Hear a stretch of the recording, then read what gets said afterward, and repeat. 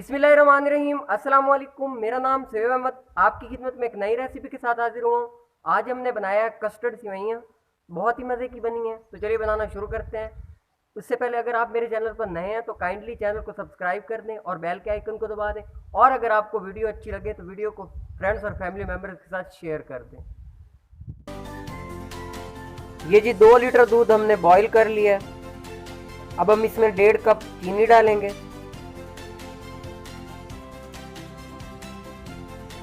1 cup हम इसमें रंगदार सेवइयाँ डालेंगे।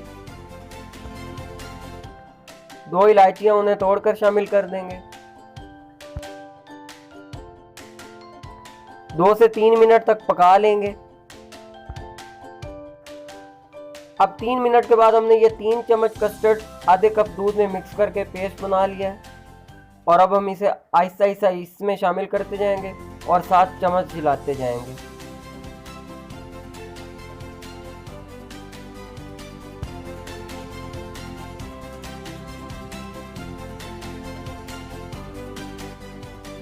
चम्मच साथ साथ हिलाते जाएंगे ताकि कस्टर्ड की वो गुठलियां ना बन जाए।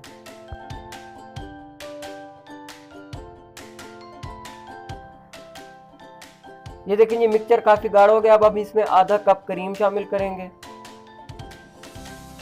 और 2 से 3 मिनट पकाने के बाद हम इसे नीचे उतार लेंगे। ये देखें जी, इसकी फाइनल कंडीशन ये बिल्कुल तैयार है। अब हम इसे सर्व कर सकते हैं।